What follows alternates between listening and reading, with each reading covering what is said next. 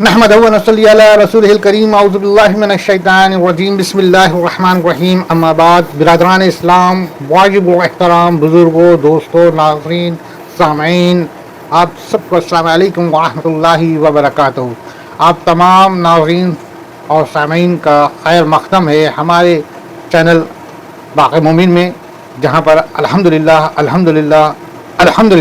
اللہ سبحانہ تعالیٰ کے فضل و کرم سے، اللہ سبحانہ تعالیٰ کے کرم سے، اللہ سبحانہ تعالیٰ کے نہایتی مہربانیوں کے ساتھ ہم لوگ اللہ کے کلام یعنی کہ قرآن مبارک، قرآن کریم، قرآن حکیم، قرآن مجید۔ قرآن ایک ایسا لفظ ہے کہ جب اس کا خیال آئے تو اولین تو اس کی خصوصیت، اس کی فضیلت، اس کی جو ہے کہ تمام بے شمار اس کی جو خوبیاں ہیں اس کو اپنے خیال میں آنا چاہیے، اور ہم کو اس بات کا ایک جذبہ پیدا ہونا چاہیے کہ یہ کلام صرف محض ایک کلام نہیں ہے، یہ کلام اس پاک پروردگار عالم کا ہے جو مالک کائنات ہے، جو رب العالمین ہے، جو پورے کائنات کا واحد رب ہے، اور ایسے مالک، ایسے خالق کا کلام جو آج ہم تک ہے، جسے ہم پڑھ رہے ہیں، جسے ہم سن رہے ہیں، جس کے ایک ایک لفظ کو ہم اپنے انگلیوں سے چھو رہے ہیں، بے شک یہ کلام اس مالک کا ہے جو خالق کائنات ہے۔ اور یہ ہم تک پہنچا ہے کیسے؟ اس مالک کائنات، اس رب العالمین، اس واحد خدا نے چنا اپنے ایک پیغمبر کو، اور وہ پیغمبر کو اللہ نے رسالت عطا فرمایا، اپنا رسول بنایا، اور تمام نبیوں کا سردار، رسول جو بالخصوص چند رسول ہوئے ان سب کا سردار،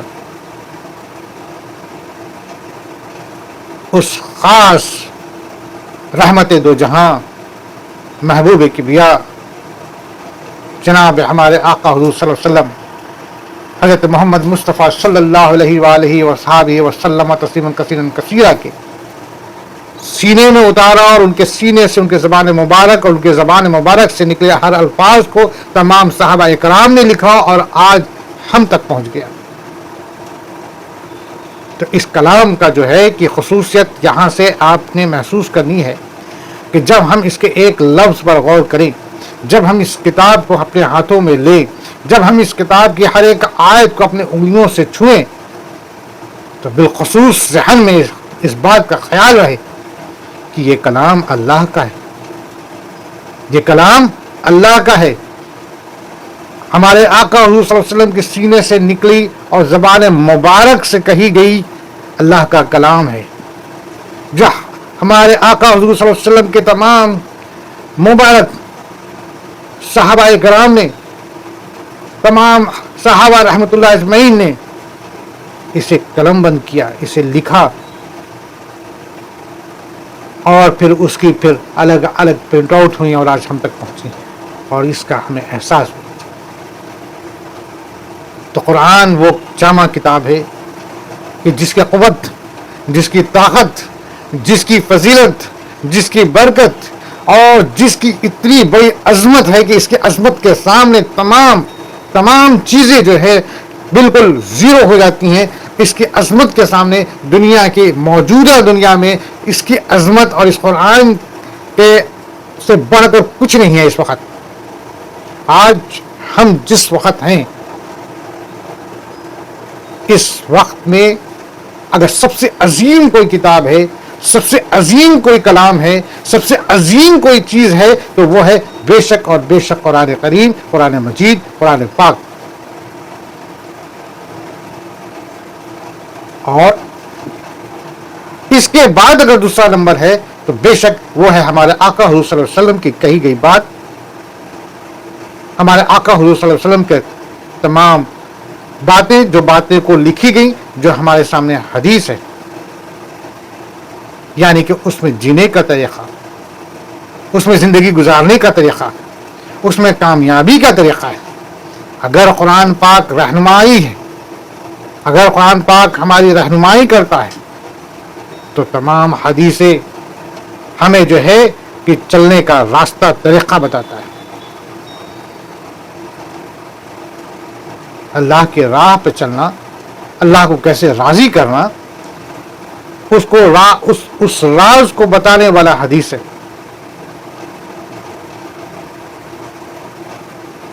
تو میرے عزیز دوستوں، قرآن کی عظمت پر ہمیں غور کرنا ہے اور اس کو محسوس کرنا ہے کہ آج جس کلام کو ہم پڑھتے ہیں، سنتے ہیں، یہ کتنی عظیم کتاب ہے.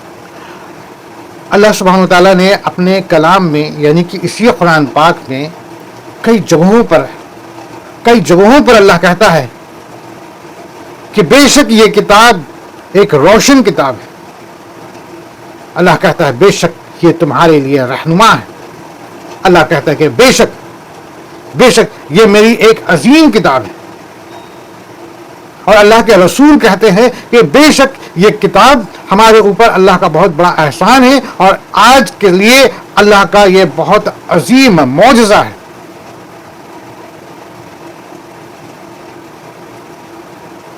اگر ہم نے یہ کلام یعنی کہ یہ قرآن پاک کو نہیں سمجھا اور ہم نے اپنی زندگی کو گزار دیا، سمجھا ہی نہیں، تو یوں سمجھ لیجئے کہ ہم ادھورے رہ گئے، ہم مکمل نہیں ہوئے. مکمل تو تب ہوں گے جب اللہ کا قرآن تلاوت بھی کرے، اس کو سمجھے بھی، غور و فکر بھی کرے، لوگوں تک پہنچائے بھی، اور اسی طریقے پر اسی اللہ کے تمام احکامات کو نبھاتے ہوئے واحد اللہ اور ایک اللہ پر ایمان کے ساتھ، انہی کی عبادت کے ساتھ اپنی زندگی کو گزار دیں.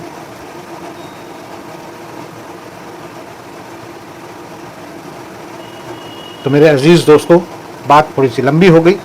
مقصد ہم نے یہاں پہ یہ کہنا ہے کہ ہم لوگ بالخصوص اپنے اس چینل کے ذریعے جو قرآن کی سلسلہ وار ترجمہ پر غور و فکر کر رہے ہیں، ذکر کر رہے ہیں، یہ اللہ کے کرم سے ہم لوگ رفتہ رفتہ سورہ نحل پر آئے. سورہ نحل پہ آ چکے ہیں. سورہ نحل کی بھی تقریباً 49 آیت تک پر ہم لوگوں نے غور و فکر کر لیا ہے. اب ہم لوگوں نے اس کے آگے کی آیت پر غور و فکر کرنا ہے. اس سے پہلے کہ میں شروع کروں میرے عزیز دوستوں، میری آپ سے ایک گزارش ہے. گزارش یہ ہے نا جناب کہ آپ کو میں بھلے اچھا لگتا ہوں یا نہیں لگتا ہوں، کوئی معنی نہیں رکھتا. میری زبان سے نکلی الفاظ اچھی لگتی ہو یا نہیں لگتی ہو، یہ بھی کوئی معنی نہیں رکھتا. میرے بولنے کا، کہنے کا طریقہ آپ کو دلکش لگتا ہو یا نہیں لگتا ہو، یہ تو بالکل ہی معنی نہیں رکھتا. معنی صرف جو رکھتا ہے وہ ہے ہمارا مقصد کہ آپ اسے سنیں. اگر دیکھا نہ جائے بیٹھ کر کے تو آپ اس کو آڈیو میں لگا دیں اور سنیں. اور گزارش یہ ہے کہ اسے اوروں تک بھی پہنچائیں.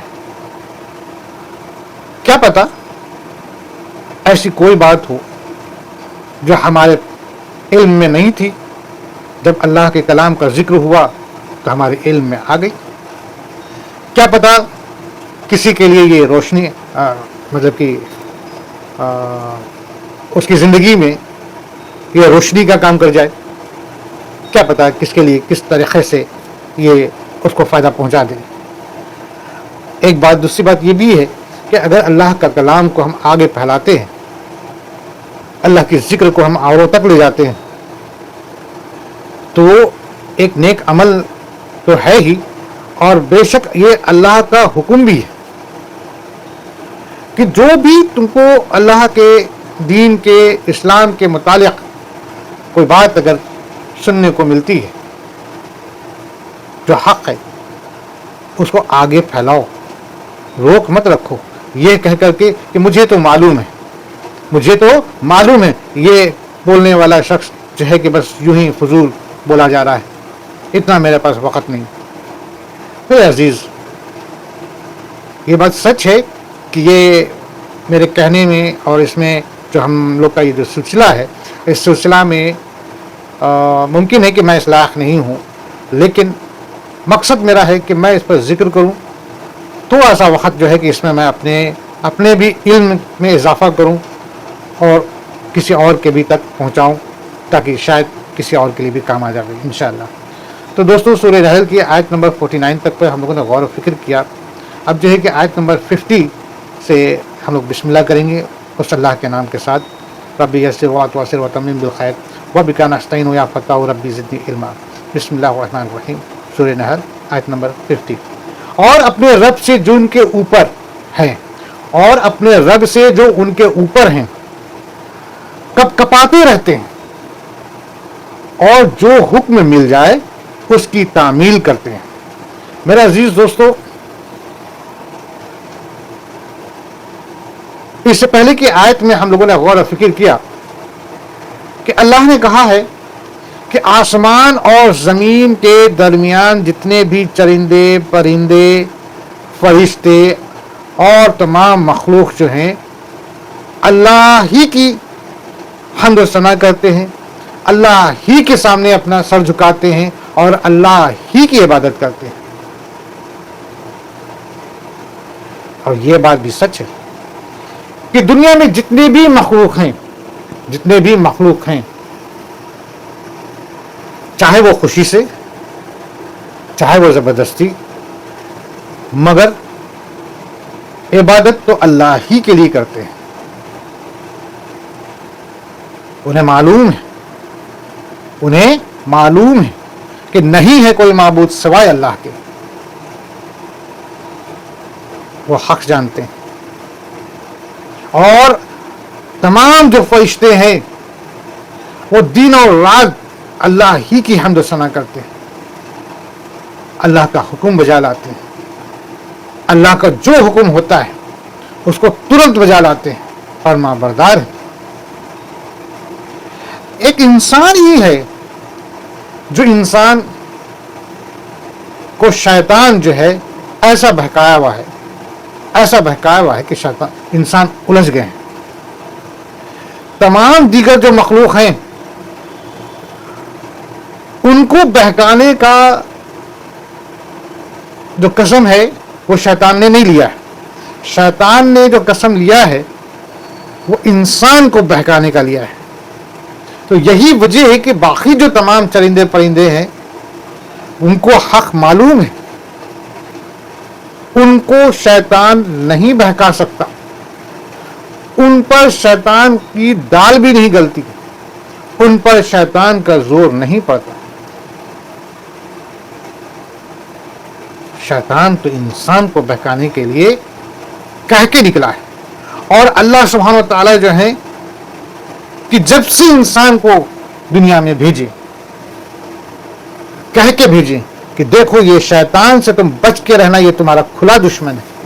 یہی شیطان ہے جو حضرت آدم علیہ السلام کو جنت سے نکلوا دیا، یہی شیطان ہے جو آدم علیہ السلام اور اماں ہماری حضرت حوا علیہ السلام رضی اللہ تعالیٰ عنہ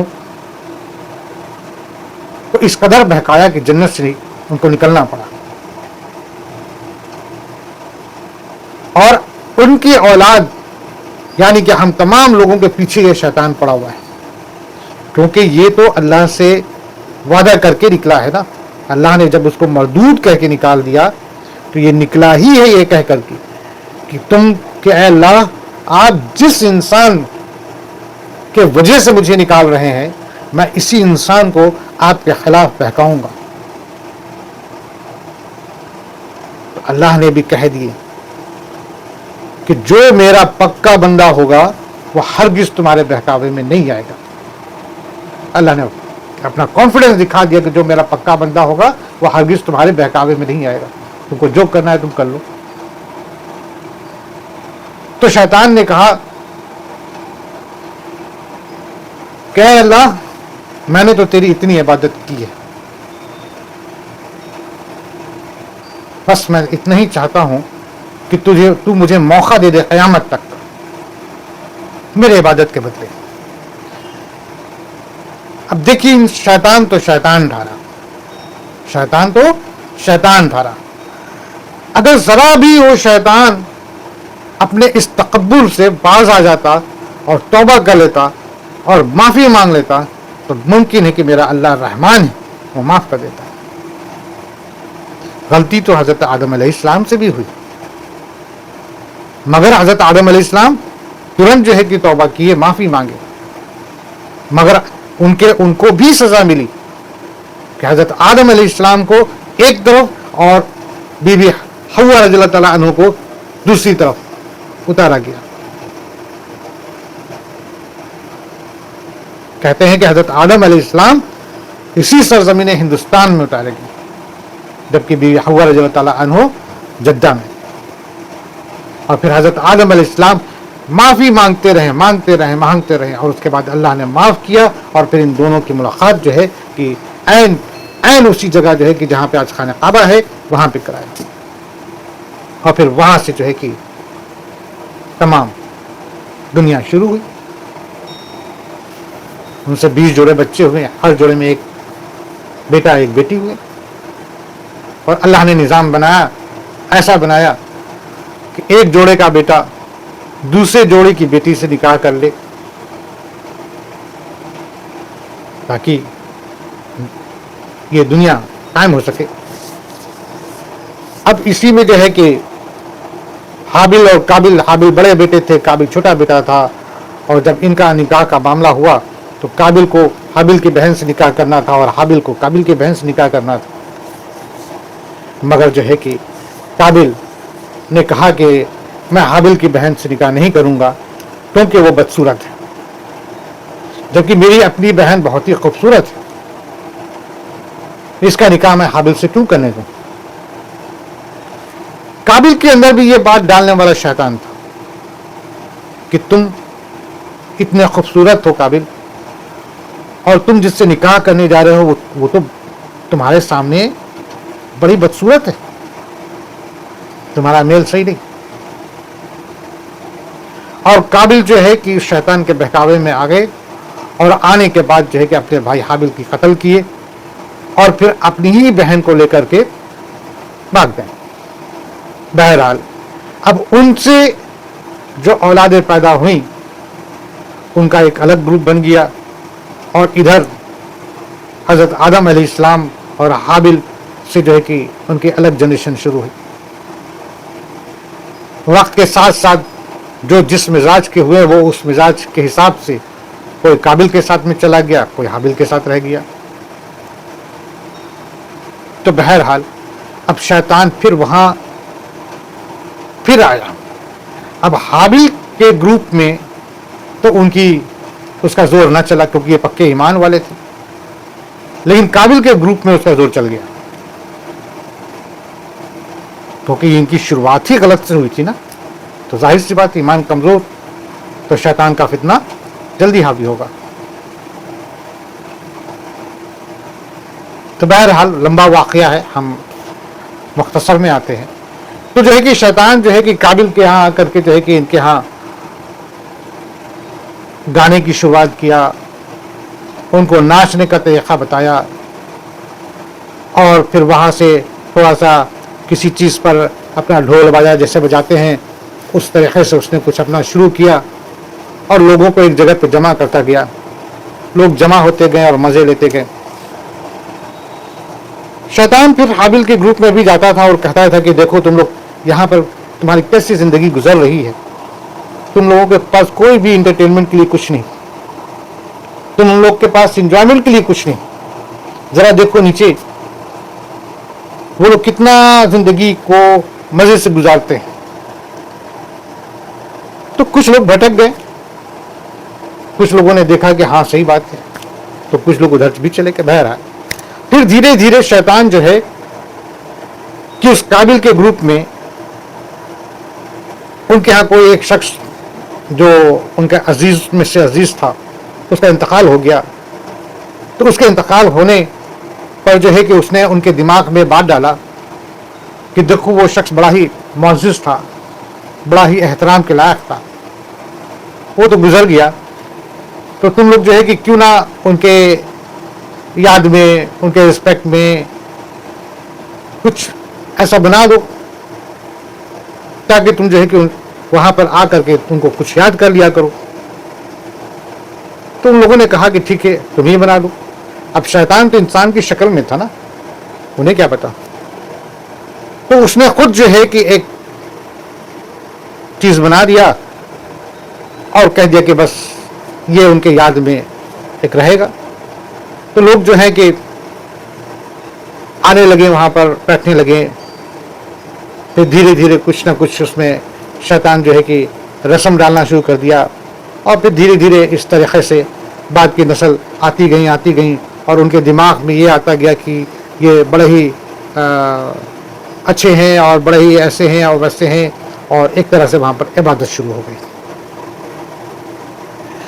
یہ عبادت اس قدر زور پکڑ رہی تھی کہ حابل کے گروپ میں ان کے سب سے چھوٹے بھائی حضرت شیش علیہ السلام، اللہ نے ان کو بھی نبوت سے نوازا، اور حضرت شیش علیہ السلام نے جو ہے کہ باقاعدہ جنگ کیا. پھر حضرت شیش علیہ السلام کے بعد حضرت ادریس علیہ السلام آئے. انہوں نے بھی جو ہے کہ توحید کی دعوت دی. انہوں نے بھی بتایا کہ یہ تم لوگ کیا کر رہے ہو، مالک کائنات صرف ایک ہے، تم یہ کیا کر رہے ہو. اب دھیرے دھیرے ان لوگوں کا جو ہے کہ اور بھی چیزیں بڑھتی چلی گئیں. کچھ اور ان کے درمیان کے جو شخص تھے ان کے گزرنے کے بعد اب ان کے نام کے ساتھ اور ان کے طرح طرح سے اور بھی جو ہے کہ بہت سارے اس کے جو ہے کہ ان کا عبادت کرتے ہوئے بدلتا چلا گیا، اور وہ ذہن میں ان کے حاوی ہوتا گیا کہ یہ جو ہے کہ اللہ تو ہم کو دکھائی نہیں دیتا ہے، اور اللہ کے یہ بھیجے ہوئے یا اللہ کے ہی ایک ان کے ہی جیسے چھوٹے خدا ہیں، اور ان سے وہ اپنی مدد مانگتے. تو بہرحال حضرت ادریس علیہ السلام کے بھی وقت میں بہت اس کے لیے جنگیں ہوئی. انہوں نے بھی بہت مشقت کیا کہ ان کو توحید بتائی جائے. بہرحال اس طریقے سے وقت کے ساتھ چیزیں بدلتے بہت حد تک بہت ساری چیزیں بدل گئیں. پھر وقت حضرت نوح علیہ السلام کا آیا. حضرت نوح علیہ السلام نے بھی لوگوں کو بتایا، نہیں مانے. پھر حضرت نوح علیہ السلام نے اللہ سے دعا کی تو اللہ نے جو ہے کہ آسمان اور زمین سے جو ہے کہ پانی کا ایسا نکالا کہ طوفان آیا، پانی کا ایسا بڑا سیلاب آیا کہ جو چند مسلمان تھے اور حضرت نوح علیہ السلام تھے وہ تو بچ گئے، کیونکہ اللہ نے اپنے حکم سے ایک کشتی بنوایا تھا جو دنیا کی پہلی کشتی تھی. اس پہ جو لوگ سوار تھے وہ بچ گئے، باقی تمام جو ہیں کہ طوفانوں میں ختم ہو گئے. پھر حضرت نوح علیہ السلام کے 3 فرزند تھے. پھر حضرت نوح علیہ السلام نے اپنے 3 فرزند کو الگ الگ جگہوں پہ بھیجا. جب پانی ختم ہو گیا پھر وہاں سے جنریشن شروع ہوئی. مگر شیطان تو باقی رہا. شیطان نے پھر وسوسہ ڈالا. پھر ان کو ایک ایسی چیز، ایک اسٹیچو ٹائپ کی چیز ان کو کہیں مل گئی، اور پھر وہ چیز پھر دھیرے دھیرے عبادت ہونے لگی. اب اسی طریقے سے جو ہے کہ ادھر کیا ہوا کہ جب خانہ کعبہ کی تعمیر ہو گئی حضرت ابراہیم علیہ السلام اور حضرت اسماعیل علیہ السلام کے ساتھ، تو ان کا دور جب گزر گیا، دھیرے دھیرے وقت ایک ایسا آیا کہ مکہ میں ایک سردار ہوا، اور وہ سردار جب تجارت کے لیے شام گیا تو شام میں جب دیکھا کہ بڑے بڑے بت تھے اور جہاں پہ عبادت ہو رہی تھی، تو شیطان اس کے بھی دماغ پہ حاوی ہوا، اور وہ جو ہے کہ وہاں سے ایک بت لے آیا اور خانہ کعبہ میں رکھ دیا. اور اس نے اعلان کر دیا کہ ہمارے جس قبیلے کے ساتھ دوستی ہوگی وہ اپنا ایسا ہی کچھ بت بنائے، کوئی مورت بنائے اور وہ خانہ کعبہ میں رکھ دے. وہ ایک طریقے سے ایک ایگریمنٹ، سائن آف ایگریمنٹ ان کا وہ ایک سسٹم بن گیا، اور پھر وہ عبادت دھیرے دھیرے خانہ کعبہ میں بھی شروع ہونے لگی. نعوذ باللہ ثم نعوذ باللہ ثم نعوذ باللہ. تو میرے عزیز دوستو، یہ جو میں تھوڑی سی باتیں بتایا، یہ اس لیے بتایا کہ اس بات کو ذہن نشین رکھتے ہوئے ہم آگے کی آیت پر غور کریں گے کہ اللہ کہتا ہے کہ تمام چیزیں، زمین اور آسمان کی تمام چیزیں جو ہیں کہ میری ہی عبادت کرتے ہیں، میرے ہی سامنے سر جھکاتے ہیں. آیت نمبر 50. اور اپنے رب سے جو ان کے اوپر ہیں کپکپاتے رہتے ہیں اور جو حکم مل جائے اس کی تعمیل کرتے ہیں. وہ تمام جو اللہ کے حمد ثنا کر رہے ہیں، چرندے پرندے فرشتے وہ ایسے ہیں کہ اللہ کی حمد ثنا کر رہے ہیں، اللہ کی عبادت کر رہے ہیں، تلاوت میں لگے ہیں. اور تو اور ان کے اندر اللہ کا اتنا خوف ہے، اس قدر خوف ہے کہ وہ جو ہے کہ ڈرتے ہیں.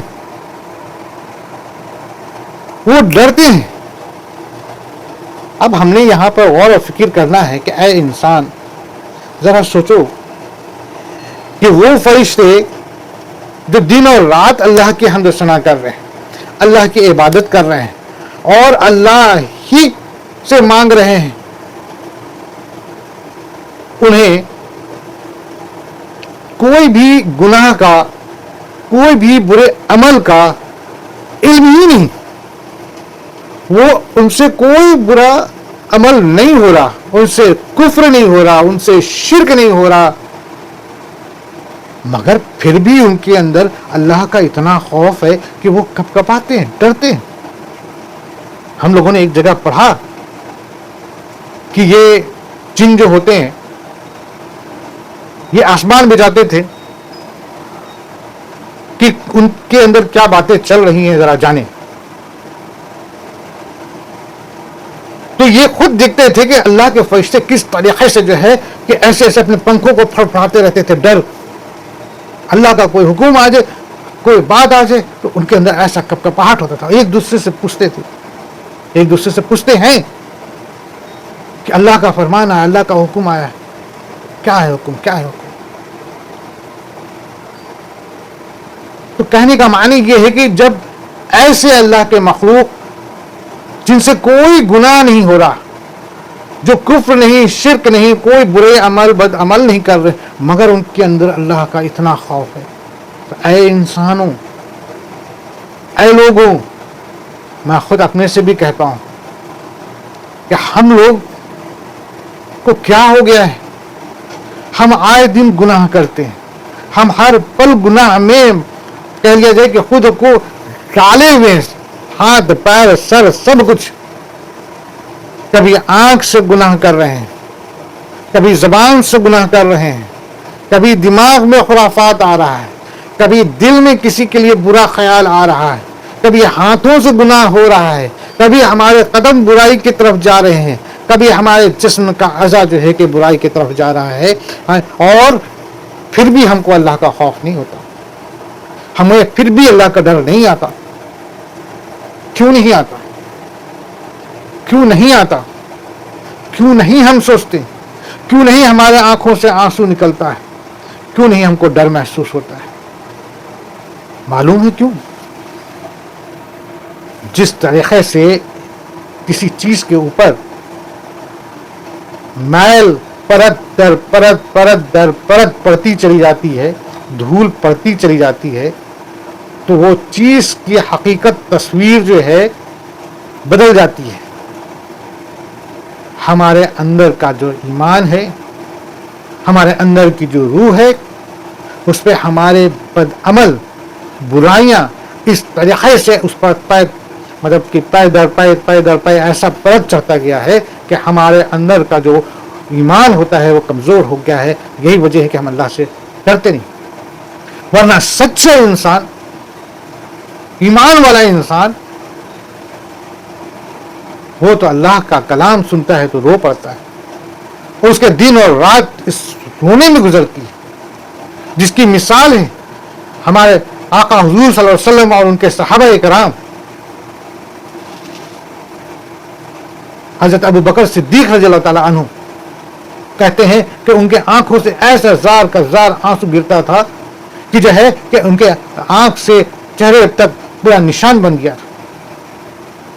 اور دیگر بہت سے صحابہ ہیں جن کے بارے میں ہم جب پڑھتے ہیں تو ہمیں معلوم ہوتا ہے کہ وہ کس قدر اللہ سے خوف کھاتے تھے، اور جو ہے کہ ان کے اندر ایک ڈر رہتا تھا. آج ہمارے اندر نہیں. ہمارے اندر شیطان اس قدر جو ہے کہ غالب ہو گیا ہے کہ ہمارے اوپر شیطان نے جو ہے نا کہ اپنا گندگی ڈال رکھا ہے. ہم جب اپنے دل کی گندگی کو نکالیں گے، آنکھ سے گندگی کو نکالیں گے، دل و دماغ سے نکالیں گے، تو ہم کو خوف ضرور ہوگا. اور اللہ کہتا ہے، اللہ اگر اپنے کلام میں یہ بات رکھی ہے تو اسی لیے رکھی ہے کہ اے لوگوں سنو، تم اس طریقے سے بحث کرتے ہو، تم اس طریقے سے بحث کرتے ہو، تم جو ہے کہ اللہ اور اللہ کے رسول کے خلاف جاتے ہو، اور تم اپنی باتوں کو جو ہے کہ اہمیت دیتے ہو، اور تمہارے اندر اتنی تکبر بڑھ گیا ہے کہ تمہارے سامنے اگر حق بات کہی جا رہی ہے تو تم اس پہ غور و فکر نہیں کرتے.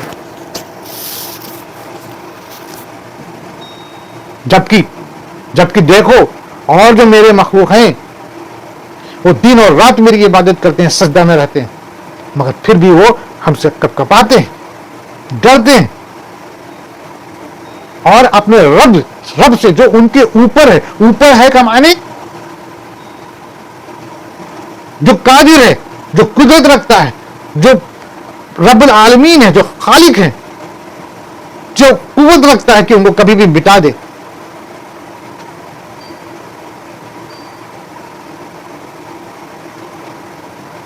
کپاتے رہتے ہیں، اور جو حکم مل جائے اس کی تعمیل کرتے. یعنی کہ اگر میرا کوئی بھی حکم آ جاوے تو وہ اس کی ترنت تعمیل کرتے ہیں. اے انسانوں، اے لوگوں، میں نے تمہیں حکم دیا کہ شرک نہ کرو، شرک نہ کرو. میں نے تمہیں حکم دیا کہ میری ہی عبادت کرو، میں ہی سچا خالق ہوں. اور یہ جو تمہیں بتا رہے ہیں یہ میرے چنے ہوئے رسول ہیں، ان کی اطاعت کرو، ان کے فرما برداری کرو. اللہ تعالیٰ یہاں پر اس بات کو بتا رہے. آگے اللہ سبحانہ تعالیٰ کیا کہتے ہیں؟ اللہ تعالیٰ ارشاد فرما چکا ہے، اللہ تعالیٰ ارشاد فرما چکا ہے کہ دو معبود نہ بناؤ، دو معبود نہ بناؤ. معبود تو صرف وہی اکیلا ہے، بے شک اور بے شک اور بے شک. اللہ تعالیٰ کہتے ہیں، اللہ تعالیٰ کا فرمان ہے، اللہ کا ارشاد ہے. اللہ کہہ رہا ہے کہ کیا کہہ رہا ہے کہ دو معبود نہ بناؤ، یعنی کہ ایک برحق جو مالک، جو خالق ہے وہ میں ہوں، میرے علاوہ کوئی دوسرا جو ہے کہ رب نہیں، کوئی دوسرا خدا نہیں، کوئی دوسرا مالک نہیں، کوئی چیز ایسی نہیں ہے جو ایسی قوت رکھتی ہو جو تمہارے لیے کوئی طریقہ مدد کر سکتا ہو. یعنی کہ واحد اللہ. اور یہ بھی حق ہے، یہ بھی سچ ہے میرے دوست، یہ بھی سچ ہے کہ واحد اللہ ہی ہے، اور اسی پہ یقین کرنا ہے، غور کرنا ہے. یہ اگر ہم تھوڑے وقت کے لیے معاذ اللہ اگر ہم سوچیں کہ ایک سے اگر دو ہوتا، تین ہوتا، زیادہ ہوتا تو کیا ہوتا جناب؟ تو ہوتا یہ کھینچتان چلتا، میں طاقتور، میں طاقتور. اب آپ کہنے کہ نہیں جی ان کو الگ الگ کام دے دیا جاتا، الگ الگ کام بانٹ دیا جاتا، تو کام بانٹنے والا یعنی کہ ایک بڑا، باقی آپ ان پہ چھوٹا. تو چھوٹا تو مالک خالق کیسے ہو گیا؟ وہ رب کیسے ہو گیا؟ رب تو پھر وہی ہوا، رب تو پھر وہی ہوا. اور وہ رب کہتا ہے کہ میری عبادت کرو، میری عبادت کرو، باقی تو سب میرے غلام ہیں. تو جب باقی سب اللہ کے غلام ہیں، باقی جب سب اللہ کے غلام ہیں تو ہم اللہ کے غلام کی عبادت کیوں کریں؟ تو عبادت تو برحق صرف اللہ ہی کے لیے ہوئی نا. سمپل سی بات، سمپل سی بات ہے نا. اللہ کہتا ہے، کیا کہتا ہے کہ میں تمہارا رب، میں ہی ہوں. اور اللہ کہتا ہے کہ دیکھو تم دو معبود نہ بناؤ، تم دو معبود نہ بناؤ، یعنی کہ دوسرا کوئی معبود نہ بناؤ، دوسرا کوئی تم خالق نہ سمجھو، دوسرا کوئی کو خدا نہ سمجھو، کیونکہ خدا تو واحد میں ہوں. اب جب اللہ کا یہ کلام یہ آ گیا، اللہ کا یہ حکم یہ آ گیا، اللہ کا فرمان یہ آ گیا، تو ہم کو ذہن نشین کرنا ہے. اگر ہم عقل رکھتے ہیں، اللہ نے پہلے کے اوپر کی آیتوں میں یہی بتا دیا کہ ہم ہدایت اسی کو دیں گے جو اس بارے میں غور کرے، فکر کرے، سمجھے اور اللہ کے رسول کی اطاعت کرے، جو بات کو سمجھے. اور اگر کوئی بات کو سمجھے ہی نہیں اور اپنے تکبر میں ہی رہے اور شرک میں مبتلا رہے اور ایسا کفر کرے کہ اس کو بار بار اگر سمجھایا بھی جا رہا ہے تب بھی نہ سمجھ رہا ہے، دلیل دیا جا رہا ہے تب بھی نہ سمجھ رہا ہے، اس کو تمام طریقے سے جو ہے کہ بتایا جا رہا ہے، ثبوت دیا جا رہا ہے، پھر بھی نہیں سمجھ رہا، تو اللہ کہتا ہے کہ ہم تو اس سے عقل چھین لیں گے۔ اور کیوں چھین لیں گے؟ اور بھلا کیوں نہ چھینے؟ اللہ تو کہہ دیا ہے کہ اگر ہم نے جنت بنائی ہے تو جہنم بھی بنایا۔ تو جو مجھے نہ مانے، یعنی کہ میں خالق کائنات، میں رب العالمین، میں نے تمہیں بنایا، میں نے تمہیں ہر ایک چیز عطا کیا، میں نے تمہیں جو ہے کہ کھانے کی، پینے کی، رہنے کی اور روشنی کی، ہر ایک چیز تم کو میں نے عطا کیا۔ تمہارے اندر آنکھ ڈالا، جسم ڈالا، ناک ڈالا، منہ ڈالا، صحت دیا، دماغ دیا۔ تمہارے رہنمائی کے لیے میں نے اپنے تمام نبیوں کو بھیجا، تم کو اور یقین دلانے کے لیے میں نے اپنا کلام بھیجا، تم کو اور باتوں کو سمجھانے کے لیے جو ہے کہ میں نے تمام واقعات بتایا، اور جو ہے کہ تم کو قدرت میں بھی دکھاتا رہا کہ دیکھو فلاں جگہ میں نے کیا، فلاں جگہ ایسے ہے، فلاں جگہ ویسے۔ اب اس کے باوجود بھی تم میری خدائی میں کسی اور کو شریک کرتے ہو اور تم مانتے ہو کہ وہ خدا ہے، وہ اس سے تمہارا فلاں کام ہو سکتا ہے، تو یہ تو نہایتی بات تو ناراض کرنے والی ہے۔ اور پھر اللہ کہتا ہے کہ ہم ایسے کو ہرگز معاف نہیں کریں گے، ہم ایسے کو ہرگز معاف نہیں کریں گے، کیونکہ جب اللہ نے سب کچھ تم کو دیا، بتایا، کہہ دیا، اب اس کے باوجود بھی ہم اگر ایسا کر رہے ہیں تو اللہ کہتا ہے کہ ہم اس کو ہرگز معاف نہیں کریں گے، اور یہی وجہ کہ شرک کی معافی نہیں ہوگی۔ ہاں کوئی توبہ کر لے تو اللہ تو رحمان ہے، غفور الرحیم ہے، لیکن اگر اسی حالت میں ختم ہو جائے تو پھر اس پر جو ہے کہ کوئی مہربانی نہیں، اور اس کے لیے اللہ کہہ دیا ہے کہ ہم تو اس کے لیے ایسا جگہ بنا رکھے ہیں جہاں پر اس کے لیے بہت ہی تکلیف دہ کا سامان ہے۔ تو اللہ کہتا ہے کہ اللہ تعالیٰ ارشاد فرما چکا ہے کہ دو معبود نہ بناؤ، معبود تو صرف وہی اکیلا ہے، بے شک وہ واحد اللہ ہے، بے شک وہ اللہ ہے اور وہ واحد ہے اور وہی خدا ہے اور کوئی نہیں۔ یہی ایک مومن کا، ایک مسلمان کا یہی ایک یقین ہے، یہی ایمان ہے کہ نہیں ہے کوئی معبود سوائے واحد اللہ کے، سوائے اللہ کے۔ اللہ سے دعا ہے کہ اللہ تعالیٰ اپنے اس آیت مبارکہ کے وسیلے سے جو ہے کہ ہمیں ایمان کے ساتھ ہماری موت ہو، ہمارے زبان پر کلمہ اللہ کا یہ کلمہ رہے، اشہد ان لا الہ الا اللہ وحدہ لا شریک لہ واشہد ان محمدا عبدہ ورسولہ، اسی کلمہ کے ساتھ ہمارے جسم سے روح نکلے۔ آمین۔ آگے، بس تم سب صرف میرا ہی ڈر خوف رکھو۔ اللہ تعالیٰ کہہ دیا کہ بس تم صرف میرا ہی ڈر اور خوف رکھو۔ کلیئر ہے نا؟ کلیئر ہے نا؟ ہم کسی کے ہاں جاب کرتے ہیں، چاہے سرکاری ملازم ہو چاہے پرائیویٹ ملازم ہو، اگر ہمارا امیجیٹ باس کہتا ہے کہ دیکھو تم کو صرف میرا حکم ماننا ہے، تم کو صرف میری سروس، میرا جاب کرنا ہے، میری سروس کرنا ہے، اب امپلائی جو ہے کہ اس کی سروس نہ کر کے، اس کی بات کو نہ مان کر کے دوسرے کمپنی یا دوسری جگہ یا دوسرا کوئی کام کر رہا ہے، تو سوچ کے بتاؤ وہ باس کیا کرے گا؟ تم کو رکھے گا؟ نکال باہر کرے گا نا۔ یہ تو ایک انسانی فطرت ہے، لیکن وہ رب جس نے کائنات بنائی، جس نے اتنے احسانات کیے، اتنے احسان کیے، اتنا احسان کیا کہ اگر ہم پوری زندگی جو ہے کہ شکر ادا کرتے رہیں تب بھی جو ہے کہ اس کے احسانات کا ہم پوری طرح سے شکر ادا نہیں کر پائیں گے۔ تو اگر ہم اس کے ساتھ جو ہے اس کے خلاف جاتے ہیں اور اس کے ساتھ کوئی شرک کرتے ہیں اور ہم اس کو کہہ لیا جائے کہ اس کی بات کو نہ مان کر کے کہیں ہم اور جو ہے کہ مدد کی گہار کرتے ہیں، کسی اور کو خدا بناتے ہیں، کسی اور کی عبادت کرتے ہیں، تو ظاہر سی بات ہے کہ وہ باری تعالیٰ کیا کرے گا؟ وہ تو اپنا وعدہ کہہ دیا ہے، اور بے شک اللہ کا فیصلہ بدلتا نہیں، اللہ کا فیصلہ بدلتا نہیں۔ تو اللہ نے کہہ دیا کہ ڈرو مجھ سے ڈرو، کہیں ایسا نہ ہو کہ میں تمہیں پکڑ لوں، اور جب پکڑ لوں گا تو پھر میرا فیصلہ ہے کہ پھر چھوڑوں گا نہیں۔ تو ڈر ہونا چاہیے، اللہ ہم سب کے اندر بھی اللہ اپنا ڈر قائم کرے، آمین۔ آگے، آسمانوں میں اور زمین میں جو کچھ ہے سب اسی کا ہے اور اسی کی عبادت لازم ہے، کیا پھر تم اس کے سوا اوروں سے ڈرتے ہو؟ اب اللہ سبحانہ وتعالیٰ کہتا ہے، کیا کہتا ہے؟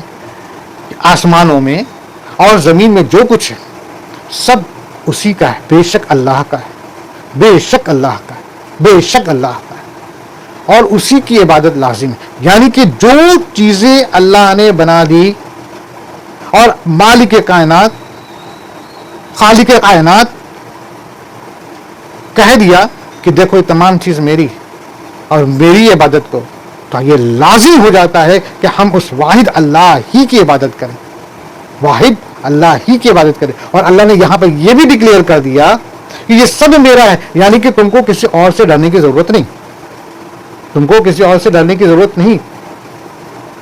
تو جب سب میرا ہے، جب سب میرے حکم اور میرے، اللہ نے اس سے پہلے کی آیت میں پچھلے پارٹ میں لوگوں نے پڑھا، اللہ کہہ دیا ہے کہ اللہ کو تو بس خالی ہو جا کہنا ہوتا ہے، اللہ کہتا ہے کن، اللہ کو تو بس ہو جا کہنا ہوتا ہے اور چیزیں ہو جاتی ہیں۔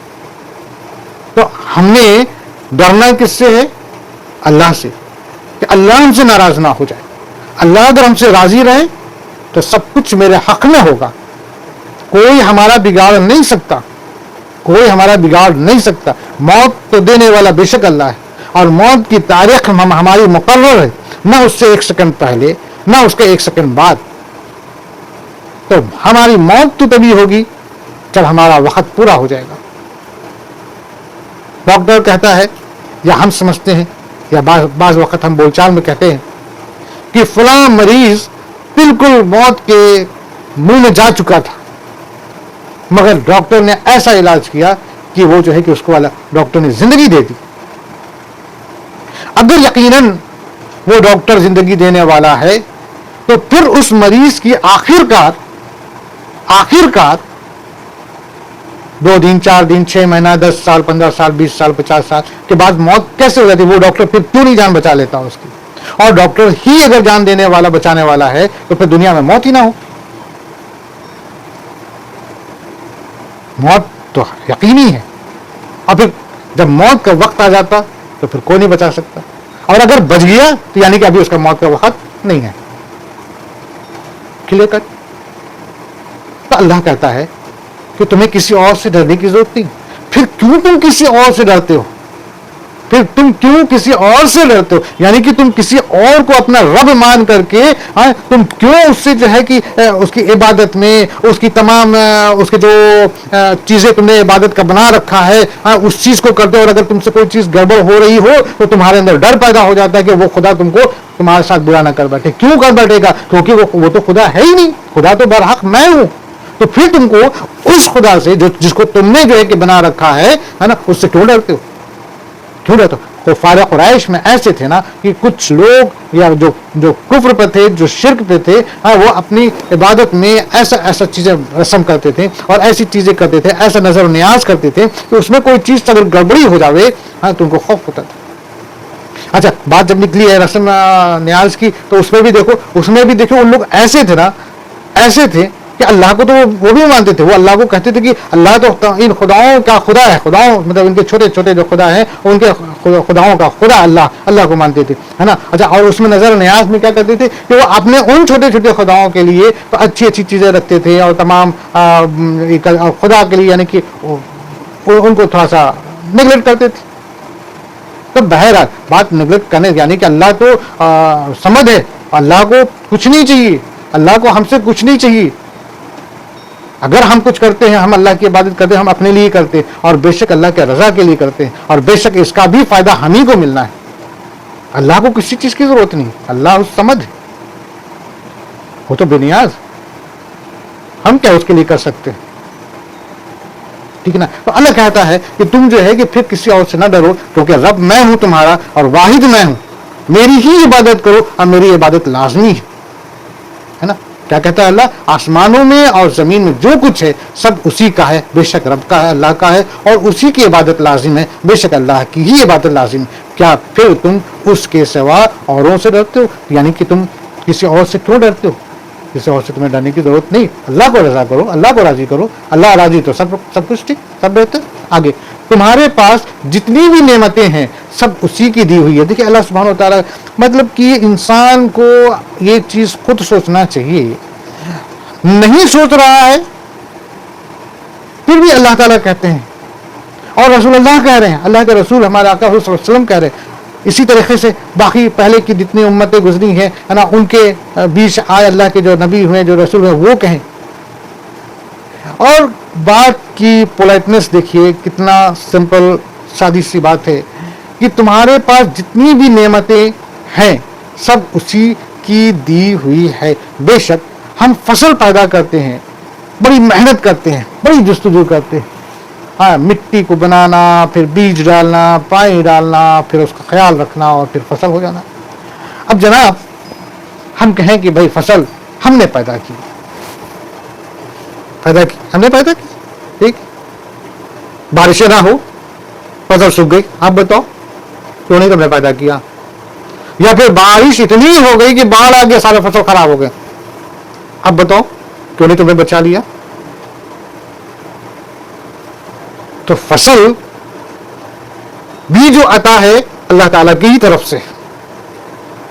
ہم کھلے میں گھوم رہے ہیں, سانس لے رہے ہیں, یہ بھی اللہ تعالیٰ کی طرف سے. ذرا آج کچھ ہو جاوے, ابھی ہم لوگ کے سامنے ایک جو ہے کہ پینڈیمک پیریڈ گزرا ہے, وہ جو ہے کہ آپ کا کیا تھا, کیا کہتے ہیں کہ اس کو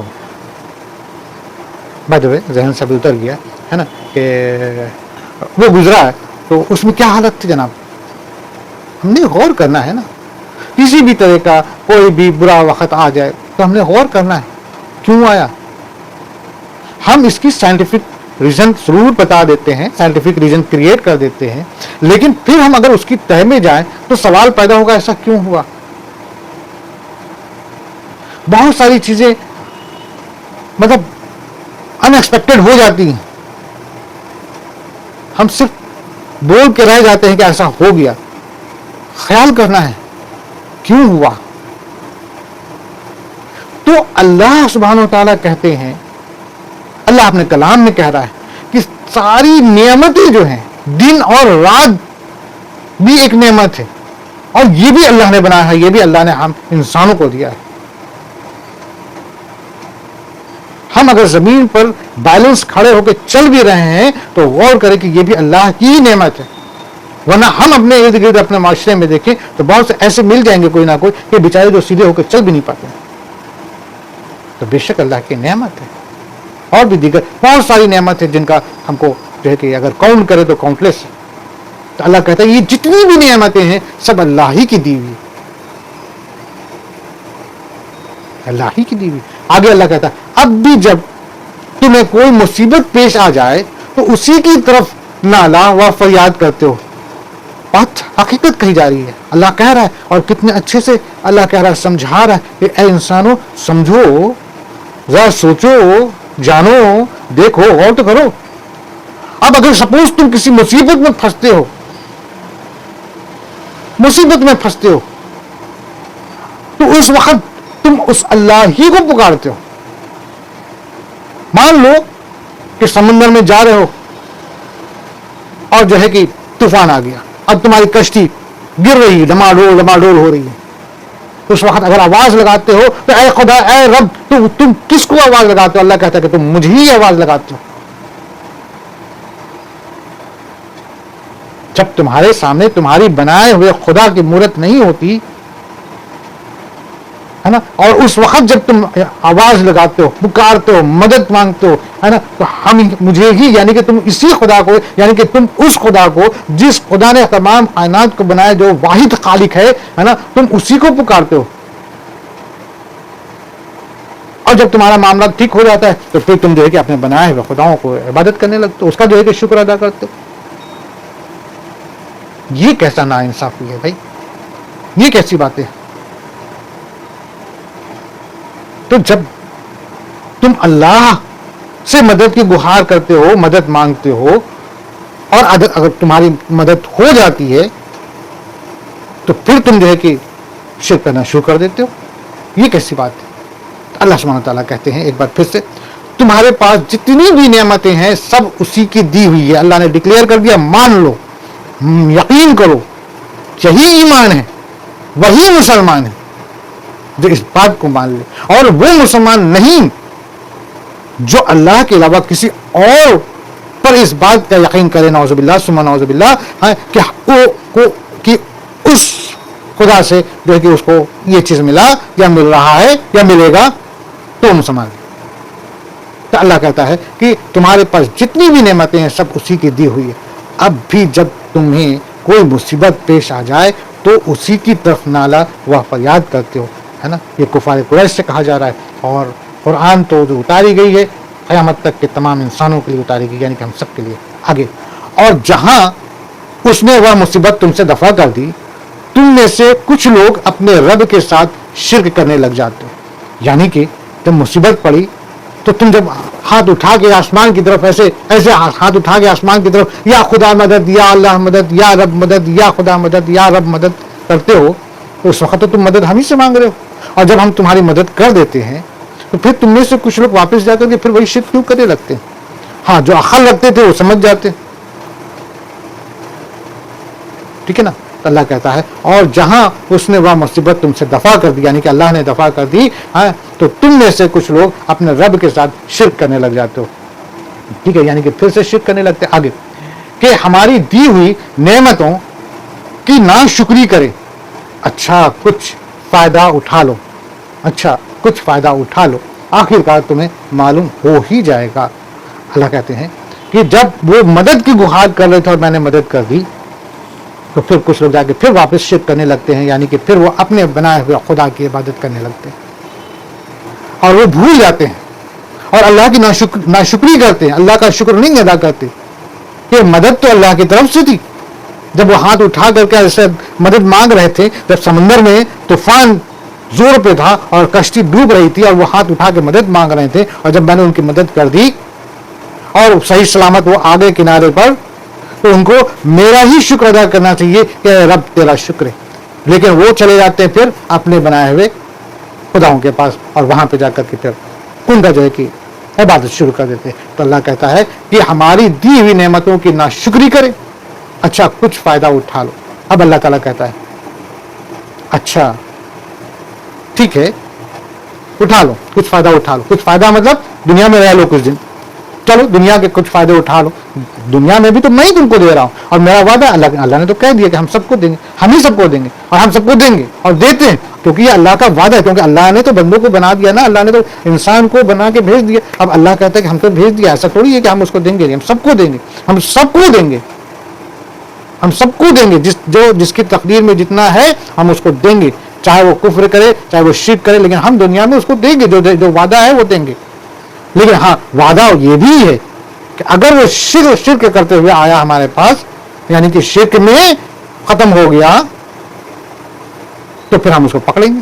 تو اللہ یہاں پہ یہ کہہ رہے کہ اچھا کچھ فائدہ اٹھا لو, رہ لو کچھ دن دنیا میں, تو آخر کار تمہیں معلوم ہو ہی جائے گا. یعنی کہ آخر کار جب تمہاری موت ہوگی, جب موت ہوگی تو ساری حقیقت تمہارے سامنے آ جائے گی. جیسے ہی موت کے فرشتے آئیں گے وہ تو بس پردہ ہٹتے ہی ساری حقیقت سامنے آ جائے گی. اور اس کے بعد پھر کیا ہوگا, اس کے بعد پھر جو اللہ کا وعدہ ہے وہ سامنے آ جائے گا. مگر ہاں اس کے بعد پھر کوئی توبہ نہیں, کوئی معافی نہیں, کوئی واپسی کی لوٹنے کی کوئی امید نہیں. کیونکہ آج اللہ بتا دے رہا ہے, آج اللہ کے رسول بتا دے رہے ہیں, ڈرا دے رہے ہیں, سمجھا دے رہے ہیں, کہتے رہے, آج ہم نے سمجھنا ہے, کل موقع نہیں ملے گا. آگے اور جسے جانتے بوجھتے بھی نہیں اس کا حصہ ہماری دی ہوئی روزی میں سے مقرر کرتے ہیں.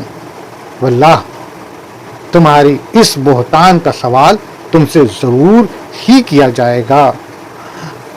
اللہ تعالیٰ استغفار. دیکھیے وہ کفار قریش جو تھے وہ کیا کرتے تھے, وہ کرتے تھے کہ جو اپنے تمام خدا ہیں, ہے نا, ان کے اوپر جو نظر ریاض کرتے تھے اپنے مال و دولت کا اور اپنے تمام آمدنی کا اور اپنے حساب سے, ٹھیک نا. تو اللہ تعالیٰ کہہ رہا ہے کہ یہ جو رزق ہے یہ تو تمہیں میں نے دی, یہ تو رزق میں نے تمہیں دیا, اور تم جو ہے کہ جو حصہ لگا رہے ہو اپنے بنائے ہوئے خدا کے لیے, جبکہ جبکہ سچ تو یہ ہے کہ انہوں نے یعنی جس کو تم خدا مانتے ہو وہ تو کچھ ہے ہی نہیں، وہ کچھ نہیں کر سکتا، وہ خود اپنی بھی مدد نہیں کر سکتا، اس کو تم نے مانا ہے، جس کی حقیقت جس کے حق کو یا تو تم جانتے ہو پھر بھی انجان بنے ہو یا پھر نہیں جانتے، ہے نا؟ تو اگر جان کے کر رہے ہو تو بھی غلط، تب تو بہت زیادہ غلط، اور اگر انجان ہو تو ہم تم کو اپنے رسول کے ذریعے، اپنے نبی کے ذریعے، اپنے کلام کے ذریعے تم کو ہم جنا تو رہے، بتا تو رہے، اب پھر بھی تم نہیں مان رہے ہو، اور میری دی ہوئی رزق سے میں نے جو تم کو دیا، میں نے جو نعمت دیا، میں نے جو عطا کیا، تم اس میں سے جو ہے کہ نکال کر کے ان کو دے دو۔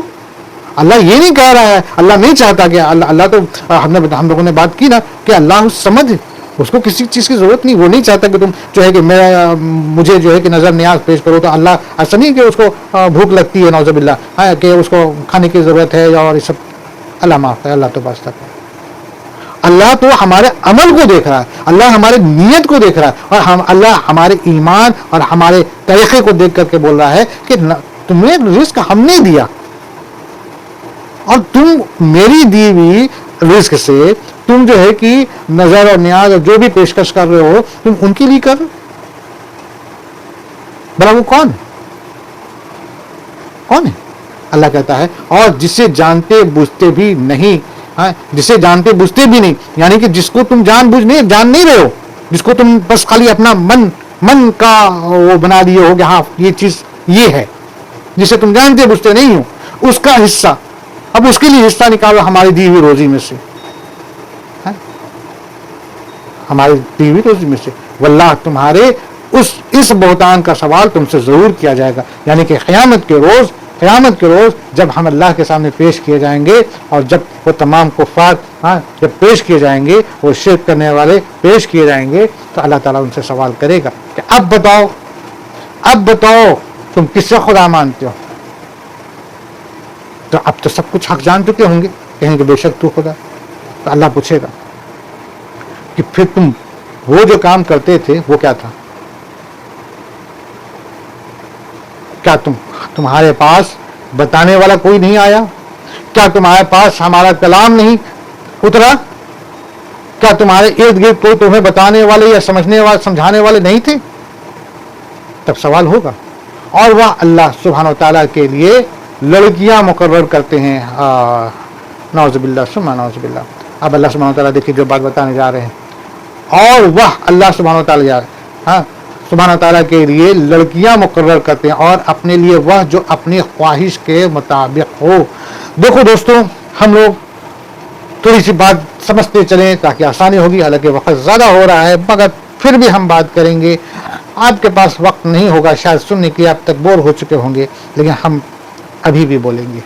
تو اللہ سبحانہ و تعالیٰ کہتا ہے ہمارے لیے لڑکیاں مقرر کرتے ہو۔ اللہ معاف کرے، وہ جو کفار قریش تھے ان میں کچھ قبیلہ ایسا تھا نا کہ وہ فرشتوں کو جو ہے نا لڑکیاں مانتے ہیں، اور جو ہے نا کہتے ہیں کہ یہ اللہ کی ہے۔ اللہ معاف کرے، ابھی بات میری مکمل نہیں ہوئی، بات مکمل ہونے دیجیے گا۔ ان کے ہاں جو انہوں نے بہت سارے خدا بنائے، ان میں بہت سارے فیمیل خدا بنائے، اور وہ کہتے ہیں کہ یہ اللہ کے لیے۔ اللہ یہاں پر ایک بات یہ کہنا چاہ رہا ہے، یہ بتانا چاہ رہا ہے، یہ کہہ رہا ہے کہ وہ جو قبیلے اپنے ہاں جب ان کے ہاں لڑکیاں پیدا ہوتی ہے تو وہ تو چہرہ ایک دم گمسم کر لیتے ہیں، مایوس کر لیتے ہیں، اور ان کو بڑا ناگوار گزرتا ہے، کیونکہ ان کو لڑکے کی حسرت ہے، اور وہ ایسا ان کو لگتا ہے، ایسا محسوس ہوتا ہے جیسے کہ وہ ان کے اوپر یہ بڑا امتحان آ گیا ہے، اور ان کو جیسے لگتا ہے نا کہ ہم کو کچھ برا چیز مل گیا، میں توہین سمجھتے ہیں، وہ اپنی بےعزتی سمجھتے ہیں، وہ مارے شرم کے چھپے پھرتے ہیں. اور ایسے ہی لوگ پھر کیا کرتے تھے کہ لڑکیوں کو جو ہے کہ زندہ دفن کر دیتے تھے. اللہ معاف. یہ جو اپنے ہاں بہت سارے فیمیل خدائیں بنائے ہوئے تھے اور بناتے تھے اور اس کی عبادت کرتے تھے اور وہ کہتے تھے کہ یہ اللہ کا ہے. تو اللہ تعالیٰ کہتا ہے کہ اور وہ اللہ سبحانہ و تعالیٰ اللہ پاک ہے، اللہ پاک ہے، اللہ پاک ہے ہر چیز سے. لم یلد ولم یولد، نہ ہی اس نے کسی کو جنا، اس نے کسی کو پیدا نہیں کیا جیسا انسان اب سمجھتے ہیں، اور نہ ہی وہ کسی سے پیدا ہوا ہے. یعنی کہ نہ ہی اللہ کا کوئی باپ ہے، نہ ماں ہے، اور نہ ہی اللہ کا کوئی اولاد ہے، نہ بیٹا ہے نہ بیٹی ہے. اور وہ جو ہے کہ اپنے جو بنائے ہوئے ہیں خدا ہے نا، وہ فیمیل بنا کر کے کہتے ہیں کہ یہ اللہ کی بیٹیاں ہیں. نعوذ باللہ، سبحان نعوذ باللہ.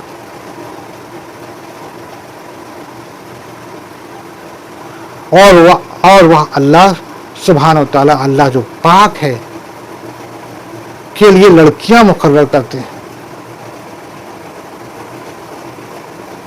اور اپنے لیے وہ جو اپنے خواہش کے مطابق ہوں، یعنی کہ لڑکیاں اللہ کی بیٹیاں. نعوذ باللہ. اور وہ اس طریقے سے گڑھتے ہیں، خدا بناتے ہیں خدا، اور اللہ کی بیٹی کا لقب دے کر کے اس کی عبادت کرتے ہیں.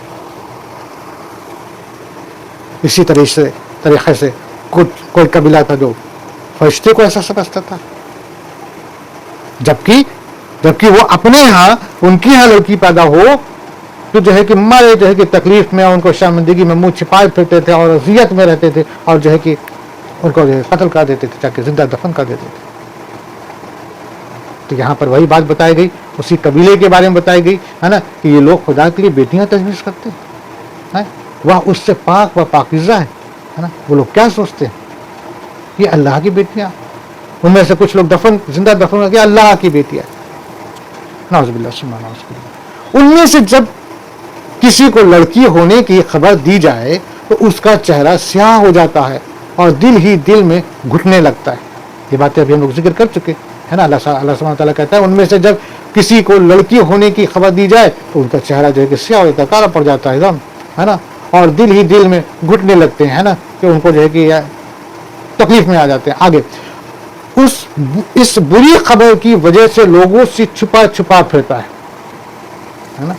وہ جو ہے کہ ایسا سمجھتے تھے کہ بیٹیاں ہوئی ہیں تو یہ بڑی بری خبر خود کو سمجھتے تھے اور چھپنے کی کوشش کرتے تھے. سوچتا ہے کہ کیا اس کو ذلت کے ساتھ لیے ہوئے ہی رہے یا اسے مٹی میں دبا دیں. کیا ہی برے فیصلے کرتے تھے. اللہ سبحانہ تعالیٰ بھی کہتا ہے کہ دیکھو وہ کیسے لوگ ہیں جو اللہ کے لیے بیٹیاں جو ہے کہ پلان کرتے ہیں، بیٹیاں تجویز کرتے ہیں، مورت بناتے ہیں، بیٹیوں کی مورت بناتے ہیں اور کہتے ہیں اللہ کی بیٹی. اور اپنے ہاں جب بیٹی ہو جاوے تو جو ہے کہ ان کو جو ہے کہ جیسے ذلت ہو جاتی لگتی تھی، بیٹی ہوئی اور ذلت کے ہمارے جو کہ ادھر ادھر بھٹکتے تھے اور اس کے بعد آخرکار جو کہ اس کو زندہ دفن کر دیتے تھے. یہ تو ہم لوگ جانتے ہیں، عرب میں ایسا ہوتا تھا. یہ تو ہمارے آقا حضور صلی اللہ علیہ وسلم نے یہ سب چیزوں کو ختم کرایا. دور جہالیت میں ایسا ہوتا تھا، بہت ساری جگہ پہ ہوتا تھا، صرف عرب کی ہی بات نہیں، بہت ساری جگہ میں ہوتا. آج بھی ہوتا ہے، آج بھی. بہرحال اس بری خبر کی وجہ سے لوگوں سے چھپا چھپا پھرتا ہے. سوچتا ہے کہ کیا اس کو ذلت کے ساتھ لیے ہوئے ہی رہیں یا اسے مٹی میں دبا دیں. کیا ہی برے فیصلہ کرتے ہیں. یعنی کہ اللہ سبحانہ تعالیٰ کہتا ہے کتنا ان کا برا فیصلہ تھا، کتنا ان کا برا جو ہے کہ یہ ساری چیزیں سوچتی. آگے آخرت پر ایمان نہ رکھنے والوں کی ہی بری مثال ہے. آخرت پر ایمان نہ رکھنے والوں کی ہی بری مثال ہے. اللہ کے لیے تو بہت ہی بلند صفت ہے وہ بڑا ہی غالب اور باحکمت ہے. بے شک اور بے شک اور بے شک میرے عزیز دوستو، وقت بہت زیادہ ہو گیا ہے، اور جو ہے کہ ہم لوگ تقریباً یہ آخری آیت نمبر 60 پر ہم ابھی اس پر بات انشاءاللہ آگے جاری رکھیں گے.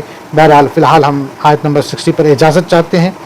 کہنے، بولنے، پڑھنے میں کسی بھی طرح کی مجھ سے غلطی ہوئی ہو، زبان سے یا کہنے کے طریقے سے یا کسی بھی بات سے، تو ہم اللہ سبحانہ تعالیٰ سے بھی معافی طلب کرتے ہیں، معافی مانگتے ہیں، اور پھر آپ تمام لوگوں سے بھی ہم معافی مانگتے ہیں کہ بھائی میرے بات کا جو ہے کہ مقصد کو سمجھنا ہے، اللہ کا ذکر ہے، اپنے ایمان کو تازہ کرنا ہے، قرآن کی باتوں کو سمجھنے کی کوشش کرنا ہے، غور و فکر کرنا ہے نا، اور میرا کوئی اور مقصد نہیں. اللہ مجھ سے کہنے میں کوئی غلطی ہو تو معاف کرے، آپ تمام حضرات بھی معاف کرے.